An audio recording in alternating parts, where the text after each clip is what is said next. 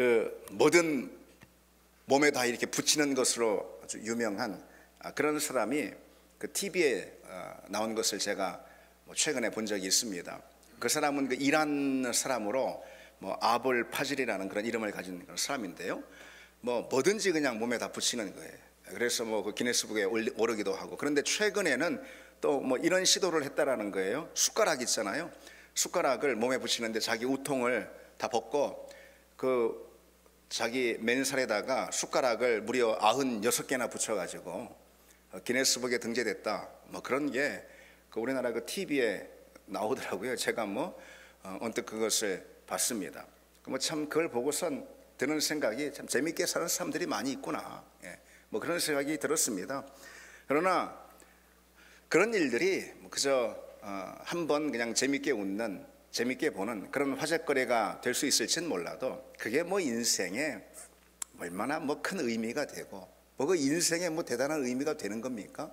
세상에 큰 기여를 하는 거겠습니까? 그것이 그냥 재밌게 사는 사람들이 있다. 그런 화제거리 하나로 족한 것이죠. 우리는 어떻게 살고 있습니까? 여러분, 우리는 먹고 살고 직장에 다니고 돈을 벌고 또 돈을 쓰기도 하고 자녀를 낳고 가정을 또 이루고 그렇게 우리가 이제 인생을 다 삽니다. 그 가운데 여러분을 생각을 하고 살아야 되지 않겠습니까? 우리의 중요한 질문이 뭐겠습니까? 우리가 뭘 하면서 살든 항상 우리 이 중심 깊은 곳을 떠나지 않고 우리 인생에 대해서 스스로 질문하며 살아야 할 것, 한 걸음 한 걸음 걸으면서 우리 인생을 향해 질문해야 될 것, 그것이 무엇이겠습니까? 이것이 과연 하나님 앞에서 의미 있는 삶인가?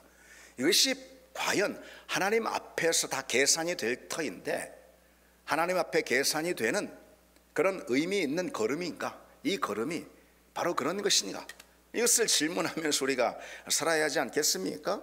그럼 여러분, 어떤 것이 하나님 앞에 의미 있는 삶이고 그리고 또 하나님 앞에서 이 계산이 되는, 우리 인생은 다 반드시 누구나 다 할 것 없이 하나님 앞에 다 서게 될 것이고 거기에서 회개, 다시 말해 계산이라는 것이 주어지면 일어납니다.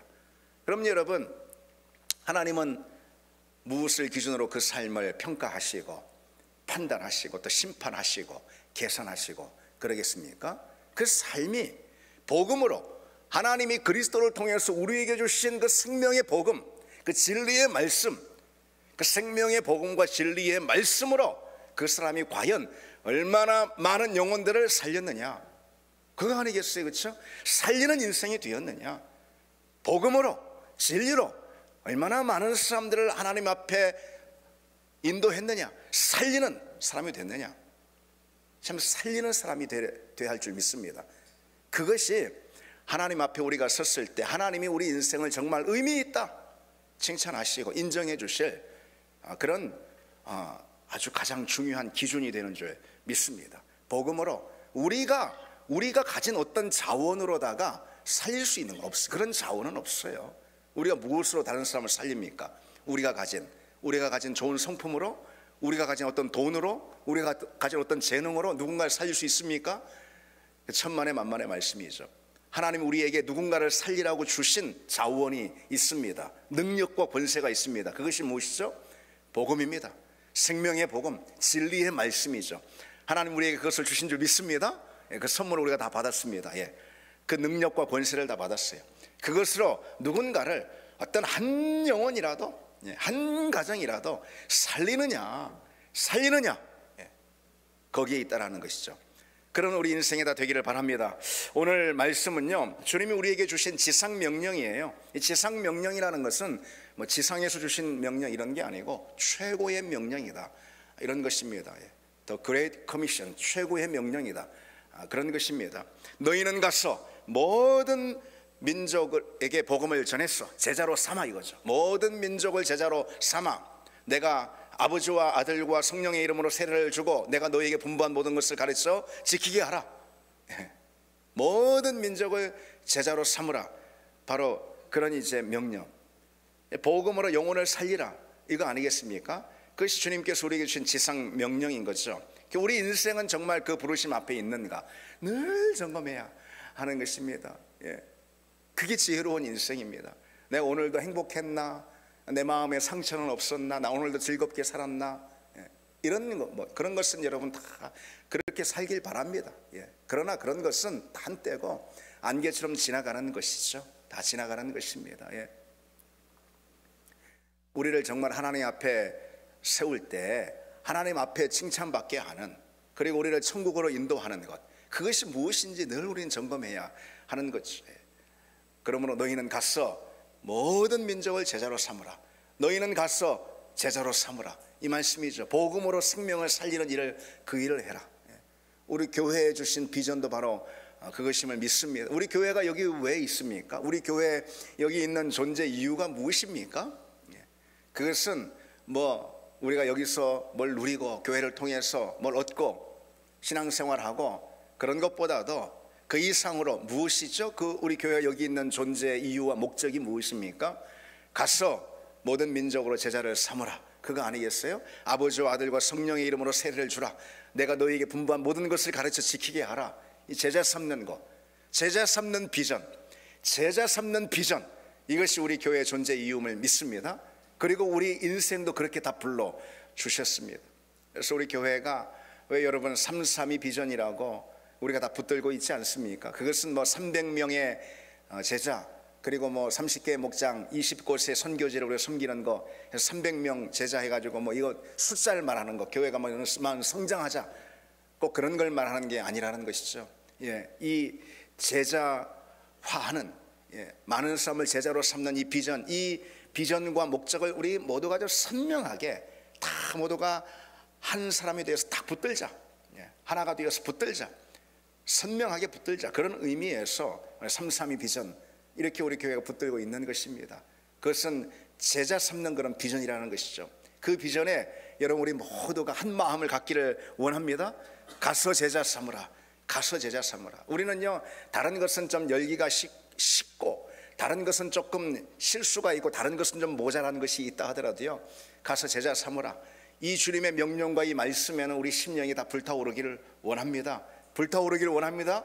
그것을 여러분 위해서 기도하시기 바랍니다. 내 심령 가운데 가서 제자 삼으라. 주님께서 우리에게 마지막으로 남기신 명령이거든요.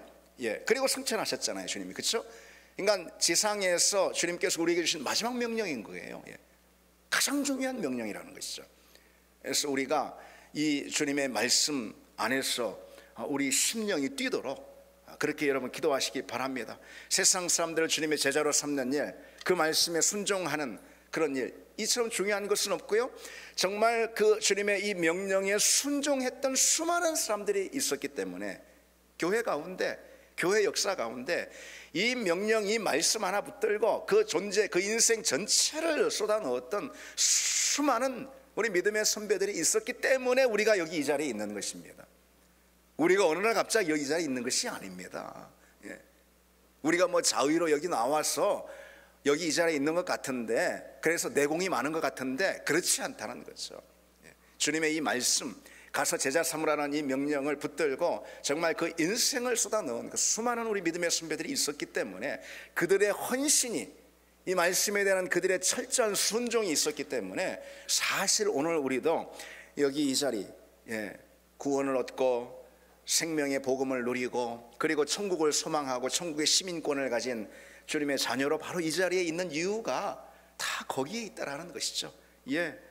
주님의 지상 명령에 순종한 그런 수많은 복음 전도자들, 그런 또 수많은 헌신자들, 그들이 있기 때문에 우리 여기 있습니다. 우리가 그 사실을 또 잊지 말아야 합니다.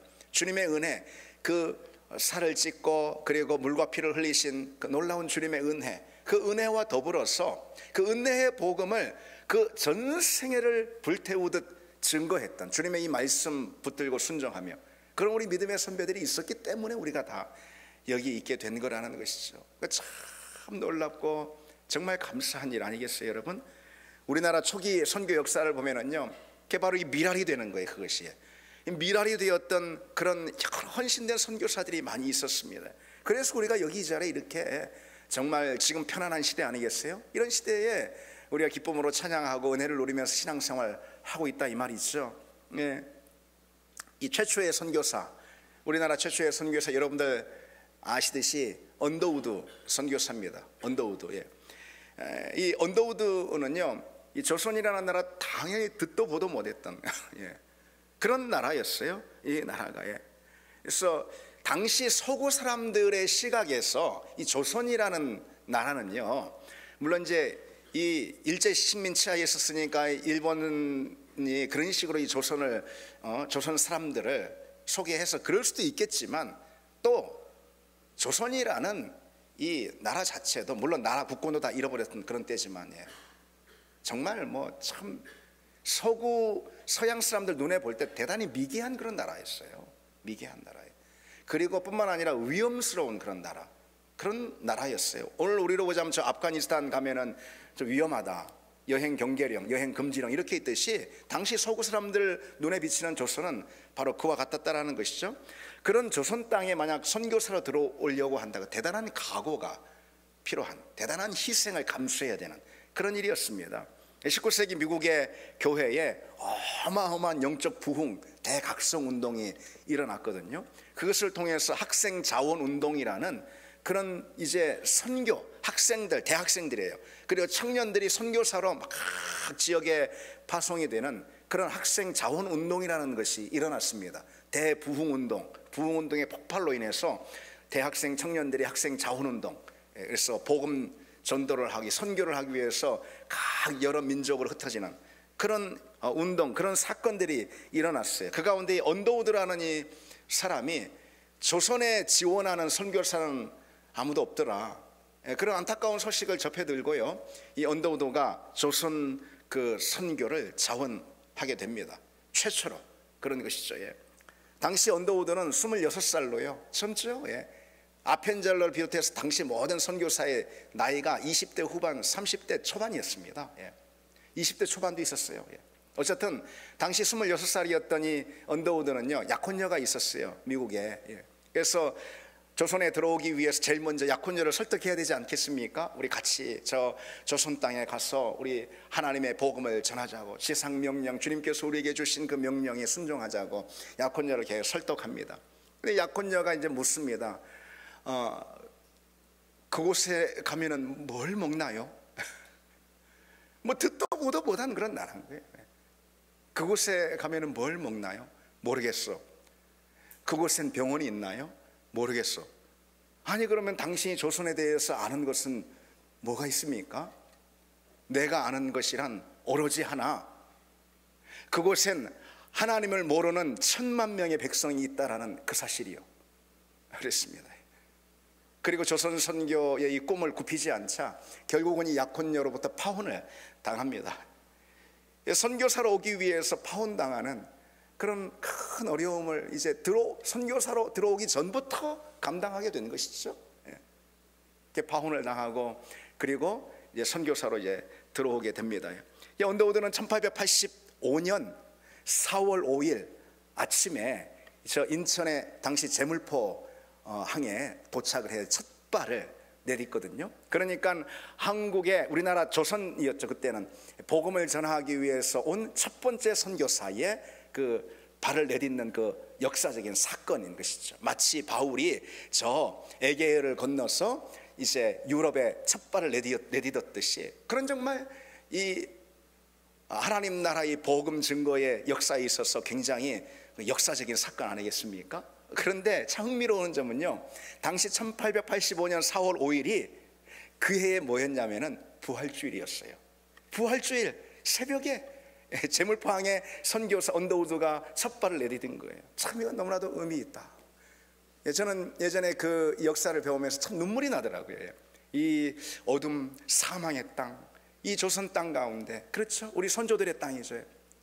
부활의 복음, 생명의 복음, 빛의 복음, 부활이신 능력이신 생명과 빛이 되신 그 예수 그리스도 복음을 들고 그 부활절 첫날에 새벽에 도착을 한 것이죠. 그 언더우드가 이 조선에 들어온 이후에 하나님께서 또 짝지어 주신 릴리어스 호튼이라는 그런 자매하고 또 결혼을 합니다.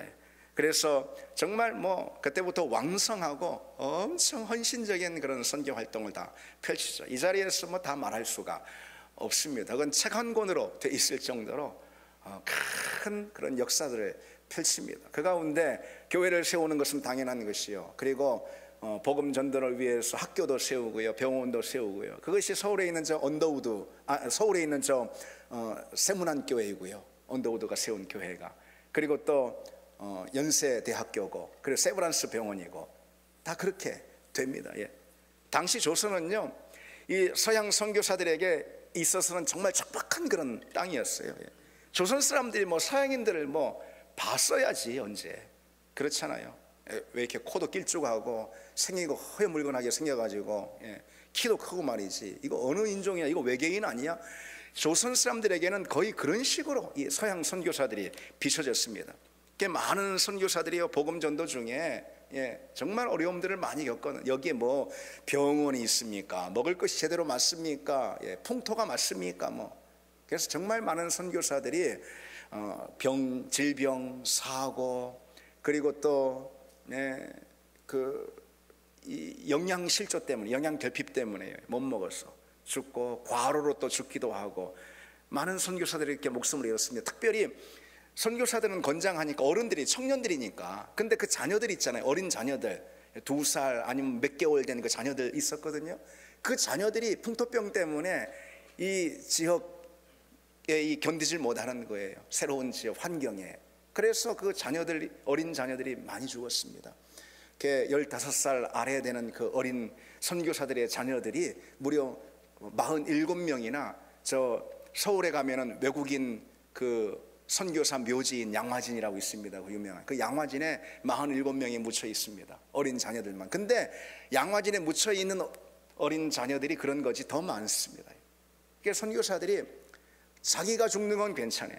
그런데 그 어린 자식, 그 아무것도 모르는 2살, 3살짜리 자식들이 자기가 선교 온 바람에, 조선 땅에 온 바람에 다 죽었거든요. 그게 얼마나 그것이 큰 상처가 되고 얼마나 큰 고통이 되었겠습니까? 우리가 예수 믿게 된 것은 그런 역사가 있었던 거예요, 여러분. 그냥 그저 우리가 여기 앉아 있는 것이 결코 아니라는 거예요, 여러분. 당시 조선인들은요, 아까 말씀드렸듯이 서양 사람들을 아주 괴이하게 봤습니다. 진짜로 그랬습니다. 무슨 외계인처럼 그렇게 대하듯이 냉대하고 조롱하고, 그리고 또 멸시하고 혐오하고. 아니, 조선 사람들, 물론 우리 조상들이지만, 아니, 자기들이 잘난 게 있다고 말이지. 또 그랬습니다, 그때. 그러니까 문호가 개방되지 않아가지고 그런 거예요. 다 우리 안에만, 그냥 우물 안에만 갇혀 있다 보니까. 그 외모를 보고는 저 뿔난 귀신이라고 막 그냥 돌팔매질, 그냥 보고선 돌팔매질 하는 거예요. 뿔난 귀신이라고.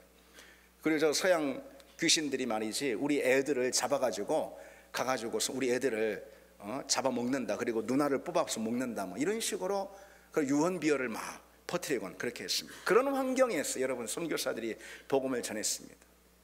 요즘 전도하기 어렵다고 그러잖아요. 천만의 말씀입니다. 요즘처럼 전도하기 좋은 때가 없습니다. 이게 불과 140년 전 일인 거예요. 언더우드는 이후로요, 그런 척박한 환경에서 복음을 전하고, 자기만 전하는 게 아니고 자기 아들, 그 손주까지 3대에 걸쳤어요. 언더우드 가가 우리나라에 미친 영향이 얼마나 대단한지 모릅니다. 복음을 전하고, 복음을 전하는 가운데 근대 문명을 전해줬어요. 우리나라는 봉건 사회였어요. 그러다가 일제 식민지하에 들어가고 만 것이죠. 그런 우리나라 사회에 근대 문명을 전해준, 정말 그 영향이 지대하다 말할 수 있습니다. 근데 제가 요즘 우리 애들, 중학교, 고등학교 애들 읽는 국어, 역사, 교과서를 보니까 그런 것들이 다 빠졌더라고요. 오로지 민족주의적인 그런 사고를 가지고요. 다 빼버렸더라고요. 정말 너무 안타깝습니다. 우리라도 학교에서 애들이 제대로 못 배우니까 우리라도 제대로 가르쳐야, 여러분들 부모들이 제대로 가르쳐야 합니다. 우리가 지금 하나님을 알고 여러분 신앙생활하고 있는 거, 이 말씀을 드리는 거예요. 그것은 거저된 일이 아니다. 큰 희생, 큰 값을 누군가 치렀기 때문에 오늘 내가 여기 있는 것이죠. 많은 선교사들의 헌신과 목숨을 바치는 그런 희생이 있었습니다. 제가 한 사람 더 소개하겠습니다. 조셉 데이비스라는 그런 선교사예요. 이 데이비스는요, 호주의 명문인 그 멜버른 대학교를 졸업했어요. 호주의 명문대학이라고 합니다. 그리고 코필드 초등학교를 그가 직접 세워서 거기서 교장으로 있던 중에 조선 선교를 호소하는, 조선에 들어오는 선교사가 없다, 조선 선교를 호소하는 그런 글을 읽고선 그가 작심하고 조선으로 들어옵니다. 그가 호주의 명문대학을 나왔어요. 뭐 부러울 것이 있습니까? 더군다나 대학을 졸업한 다음에 초등학교를 그가 직접 설립해서 교장이 되었어요. 그럼 대단히 재력가이기도 하지 않습니까? 남부러울 것 없는 그런 삶을 살고 있었어요. 그런 그가 조선 선교를 와서 도우라는 그런 글을 읽고선 조선으로 들어옵니다. 그때 나이가 33살입니다. 그는 서울에서 5달 동안 이 한국어를 배운 거죠. 그리고선 1889년 3월 14일에 그의 이제 선교 목적지인 부산, 그는 부산을 선교 목적지로 삼았어요. 서울에서 5달 동안 어학 공부를 한 다음에 부산으로 이제 내려가게 된 거죠. 그런데 이 부산 내려갈 때 지금 경부고속도로 있잖아요. 그때는 추풍령, 모든 것이 산 넘어 산, 그리고 처음 오는 그런 길 아니겠어요? 추풍령 고개를 넘는 그 험난한 길, 수백 킬로미터를 그가 20여일 동안 갑니다. 그냥 가는 것이 아니고 괴나리 보침 메고 주변 만나는 산마다 복음을 전하고 그 가운데 또 뭐 발시를 받고, 그런 가운데 20일 걸쳐서 부산에 도착을 했는데, 부산 도착했을 때는 거의 기력이 바닥이 나버리는 거예요. 사실 그도 33살 젊은 나이 아니겠어요? 그런데 그 몸이 버티질 못한 거죠. 너무 무리한 여행을 강행해버린 거예요. 그래서 천연두 또 폐렴까지 겹쳐가지고 마지막 닷새 동안 완전히 혼상태로 아무것도 먹지 못하고 그렇게 있다가 그가 숨을 거두게 됩니다. 자, 그런 상태에서 어쨌든 이 부산에 도착하는데, 부산에 먼저 와 있던 게일이라는 선교사가 있었어요. 게일이라는 선교사가 조셉 데이비스를 보고 한눈에 그냥 알아챈 거죠. 이 완전 상태가 지금 말이 아니다. 알게 된 거예요. 그래서 곧장 부산에 있는 그 일본인 병원으로 그를 이송합니다. 그리고 하룻밤 병상에서 그와 함께 있다가 펄펄 끓고 의식을 잃고 그렇게 있다가 그가 그 병원에서 이제 그만 숨을 조용히 거둡니다. 게일이 그에 관한, 데이비스에 관한 여러 이제 내용들을 편지에다 적어가지고 호주에 있는 게일의 가족들, 그리고 게일이 출석했던 그 교회로 보냅니다. 그러자 이 호주 장로교회에서는요, 그 교회 하나만 있는 게 아니고 장로교 교단 전체에서 말이죠, 조선 선교에 대한 데이비스의 꿈을 우리가 이루자, 그랬습니다. 그래서 그런 역사가 일어난 거죠. 하나님은 또 그렇게 한 생명이 미랄이 되니까 하나님은 또 그렇게 하나님의 역사를 일으키십니다. 적극적으로 조선 선교를 위한 선교 자금을 확보하고 조선에다가 그 데이비스 후임으로 여러 선교사들을 연이어서 파송한 것을 볼 수 있어요. 그래서 그들의 기념비가 저 부산에 가면 있습니다. 여러분, 부산이나 어디나 뭐 이런 데 놀러 가실 수 있잖아요. 우리가 가시면은 뭐 다른 것만 보지 마시고 그런 소위 말해서 기독교 유적지라고 할까요? 우리 믿음의 선배들의 흔적들, 한번 그런 것들도 이렇게 인터넷 검색하면 다 나와요. 부산이면 부산, 서울이면 서울, 여기 화성도 있잖아요. 화성도에. 그런데 가까우니까 거기에 만약 여러분들이 여행을 갔으면 한번 가보시기 바랍니다. 여러분, 우리가요 믿음 생활을 아무렇게나 할 수가 없어요. 결코 아무렇게나.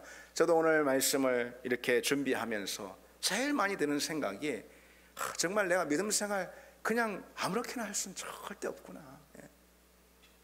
하나님이 내게 주신 이 믿음이, 이 생명이 얼마나 소중한데, 물론 예수 그리스도 한번 생각하면은 그건 뭐 당연한 것이죠. 더 뭐 다른 거 필요 없을 정도로. 그러나 그 외에도 예수 그리스도께서 당신의 몸을 찢고 물과 피를 흘리셔서 우리를, 당신이 미랄되셔서 당신의 헌신과 희생으로 우리를 살리셔서 이 자리에 놓으신 것, 또 그것으로 끝이 아니었다는 거죠. 우리 믿음의 수많은 선배들이 우리에게 복음을 전하기 위해서 그들 자신의 인생을 내어줬다라는 것이죠. 그래서 우리는 믿음 생활을 허투루 할 수가 없습니다. 예배 하나, 기도 하나, 헌신하는 거 하나하나, 그래서 허투루 신앙생활 할 수가 없다는 것이죠. 우리 신앙과 교회는요, 우리 믿음의 선배들의 그런 수많은 헌신과 희생, 그런 수고와 땀, 그런 눈물들, 고통, 자식을 잃은 고통을 생각해 보십시오. 그런 고통, 그들이 그런 고통을 뭐에 당할 필요가 있겠습니까? 이 낯선 이국 땅, 한 번도 들어보지 못했던 조선 땅에 와가지고 그 생떼 같은 어린 애들을 죽음으로 몰아넣으면서 우리가 그런 사람들의 미랄이 되는 그 헌신과 희생, 그 바탕 위에 우리 신앙이 서 있습니다. 그냥 저절로 우리가 그냥 어쩌다 보니 여기 복음을 듣게 되고 생명을 얻게 되고 구원을 받게 되고 그런 것이 아니라는 것이죠. 우리나라 선교만 봐도 그렇습니다. 그래서 제가 언제 한번 이 선교 역사에 관해서 말씀을 좀 나누면 좋겠다, 그런 생각을 한편 하게 됐습니다. 하여튼 우리나라 선교 역사만 봐도 수많은 선교사들의 그런 피와 땀이 있습니다. 한 사람만 마지막으로 더 소개하면은요, 1900년, 이번에는 캐나다입니다. 캐나다에서 한 젊은 선교사 부부가 조선 땅에 들어왔습니다. 부부가 그래서 로버트 샤프 그리고 또 앨리스 샤프라는 그 선교사 부부입니다. 이들은 이제 공주, 부여, 논산, 천안 해서 이 충청도 중심으로 이 일대 전역을 돌면서 복음을 전했어요. 그러던 어느 날요, 이 남편 그 로버트 샤프가요, 논산 지역 다 걸어서 가네요. 걸어서. 이 선교사들에게는 낯선 땅이고 낯선 풍토 환경 아니겠어요? 걸어다니는 거예요. 그러다가 발진 티푸스에 감염이 됩니다. 그냥 며칠 그냥 앓더니 죽음을 맞이하게 돼버린 거예요. 변한간 로버트의 아내인 그 앨리스는 이 먼 이국 땅에서 그야말로 청산과부가 돼버린 것이죠. 그래서 주변에 많은 사람들이 그 앨리스에게 남편도 죽었으니 당신의 사명은 다 끝난 것 같아, 이제 얼른 캐나다로 돌아가시오. 딱 하니까 그렇게 한 거예요. 그래서 어떻게 할 길이 없어서 이 앨리스 샤프는 캐나다로 돌아갑니다. 그런데 마음 가운데 늘 이런 게 있는 거예요. 이런 물음이 있는 거예요. 남편이 여기서 멈췄다고 하나님이 우리에게 주신 부르심도 여기서 멈춘 것일까? 그런 이제 그런 질문이 늘 기도할 때마다 있습니다. 그래서 그 질문이 결국은 그녀의 마음을 움직이게 되었고, 선교사로 파송을 받아서 1908년에 우리나라에 다시 또 들어옵니다. 그리고는요, 무려 33년간이나 남편도 없이 33년간이나 복음 전도와 교육 사업을 펼치는 걸 볼 수가 있어요. 이게 헌신 아니겠습니까, 여러분? 이게 헌신 아니겠어요? 이런 사람의 헌신 앞에 우리가 뭐 했다고 우리가 한 일을 이런 사람 앞에 내놓을 수가 있겠습니까? 앨리스 샤프 선교사가 세운 게 이제 복음도 전했지만요, 앨리스 샤프는 특별히 교육 사업에 집중을 많이 했습니다. 그래서 유명한 그 충청도에 있는 명선여 학교를 비롯해서요, 학교나 유치원이나 보육시설이나 이런 것이 한 20여 개가, 이 선교사님이 세운 이 20여 개가 지금까지도 남아 있습니다. 특히 앨리스는요, 제자 삼는 걸 많이 했어요. 그래서 복음으로 제자 삼는 거, 예수의 제자 삼는 거. 그래서 한국 최초의 여자 목사인 전밀라 목사라고요. 이게 이제 교회사에서는 유명한 분이죠. 한국 최초의 여자 목사니까.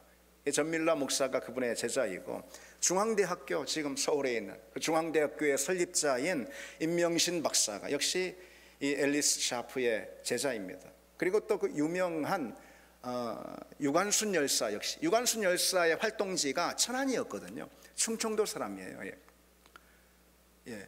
저도 충청도 사람인데 하여튼 이 유관순 열사 역시 이 앨리스 샤프의 핵심적인 제자였습니다.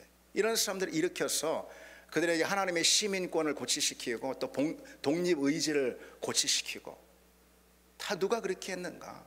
어둠의 땅, 아무것도 모르는 이 땅 가운데 그들을 복음으로 깨우고, 그리고 하나님 나라 시민 의식들을 깨우고, 그리고 독립에 대한 의지를 또 불태우게 하고. 누구였냐? 선교사들이었어요. 선교사들이. 여러분, 우리는 그 헌신 위에 우리가 서 있다라는 거죠. 우리 구원이 그냥 주어진 게 아니라는 이 사실을 여러분 오늘 다시 한번 깊이 새기길 바라고요. 주님께서 한 알의 밀이 땅에 떨어져 죽지 아니하면 한 알 그대로 있고 죽으면 많은 열매를 맺느니라 그랬습니다. 미라는 죽어서 열매를 만들고요, 그리고 열매는 또다시 미라를 만듭니다.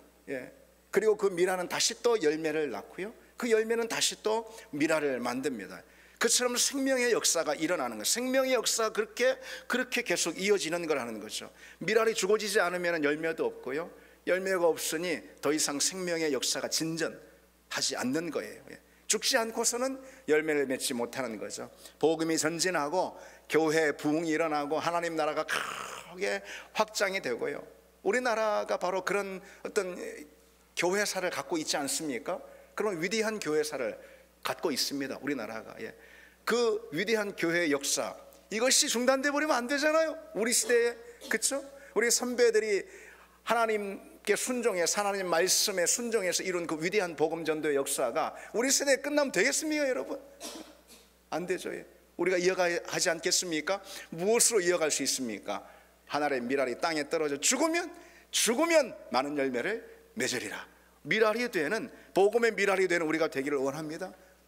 교회가 왜 이렇게 침체가 되고 활력이 없고 부흥하지 않는가? 그 이유는요, 누구라도 한 사람 밀알이 되면 되는 거예요. 저나 여러분이나. 밀알이 되는 사람이 없기 때문에 그런 거죠. 복음 전도를 위해서, 하나님 말씀과 그 말씀의 진리를 위해서 뭔가 자기 생명을 거는, 자기 존재를 던지는 그런 밀알이 되는 그런 삶, 그런 삶이 없기 때문에, 그런 헌신자가 없기 때문에, 그러면서 우리는 또 스스로도 늘 그럽니다. 교회 비판하는 사람들 보면은, 교회 안에서 교회 비판하는 사람들, 목사들도 그래요. 뭐 교회가, 한국교회가 어쩌니 아니, 본인이 밀알이 돼. 본인이 비판하지 말고. 저는 한국교회 비판하는 것을 제가 젊은 날부터 20년 30년 전부터 저도 한국교회가 왜 이래, 저 목사들이 왜 이래, 한국교회 그리스도인들이 왜 이 모양이야, 맨날 저도 입에 달린 말이었어요, 20대 초반부터. 그런데 한국교회 비판을 스스로 교회 안에 있는 제가 죽을 때까지 하면 되겠습니까? 하나님 앞에 가서 뭐라고 말할 거예요? 그러지 않겠어요, 그죠? 비판 받을 건 비판 받아야지, 한국교회도, 우리 자신을 비롯해서. 그렇죠?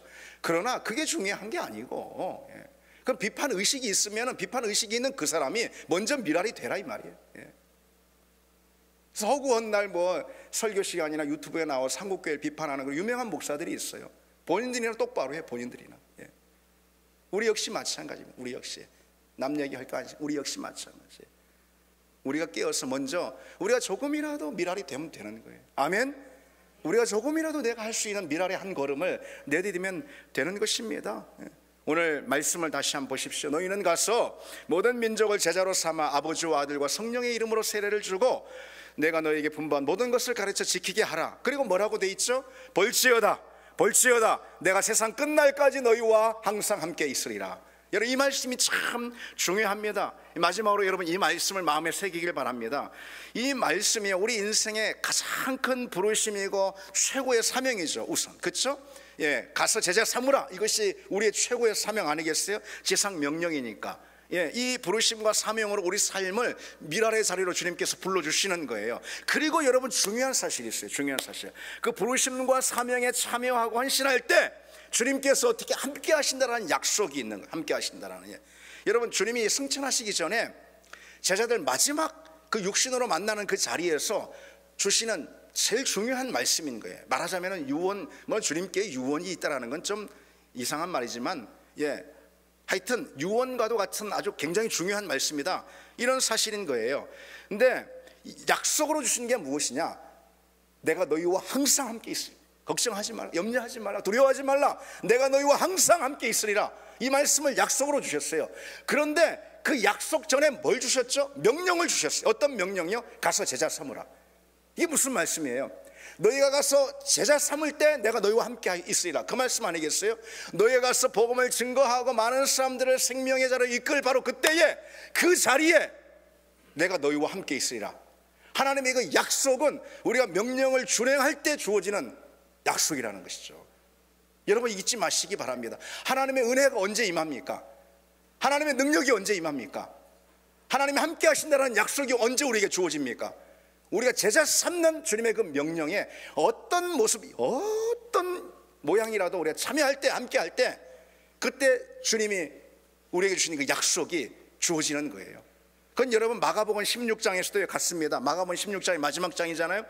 주님께서 승천하시기 전에 그 육신으로 마지막 이 제자들 대면해서 말씀하시는 그 말씀, 너희는 온 천하에 다니며 만민에게 복음을 전파하라, 그랬습니다. 제자 삼으라 이거예요. 온 천하에 다니면 만민에게 복음을 전파하라. 그 말씀을 주신 다음에 약속을 주십니다. 어떤 약속이요? 바로 그런 믿음의 사람에게는 뱀을 집어 올리며 무슨 독을 마실지라도 해를 받지 아니하며 병든 사람에게 손을 얹은즉 나으리라. 능력이 임한다라는 말씀 아니겠어요? 그렇죠? 능력이 임한다. 하나님 나라의 권세가 임한다. 누구에게요? 온 천하에 다니면 만민에게 복음을 전하는 그들에게. 한마디로 말해서 여러분, 주의 복음의 증인이 되는 사람이 있잖아요. 많은 사람을 제자로 삼는 하나님의 명령, 하나님의 말씀에 순종하는 사람 있죠. 그 사람에게 하나님께서 함께 하신다는 은혜가 주어진다는 거예요. 하늘의 권세와 능력이 덧입힐 거라는 그런 약속이 주어지는 것입니다. 여러분, 우리가 삶의 자리에서 어려울 때가 있고요, 또 마음이 고달플 때가 있고 세상의 짐으로 넘어질 때가 있고 힘들 때가 있습니다. 그때 여러분, 우리는 알아차려야 하는 것입니다. 내가 더 일어나서 미랄되는 삶을 살고 누구에게라도 어떤 모양 어떤 모습으로라도 주의 복음을 증거하는 그런 삶을 살고 하나님의 말씀에 순종하는 그런 삶을 살 때, 그때 하나님께서 우리와 함께 하시고 함께 하시는 은혜가 내게 주어지고 주님께서 하늘의 권능과 능력으로 내게 덧입히시려는 그 약속이 우리에게 주어진다는 거죠. 그때 우리는 그 어렵고 힘든 삶의 모든 짐을 털고 다시 일어나는 은혜가 우리에게 있을 줄 믿습니다. 우리 같이 찬양하시고 기도하겠습니다.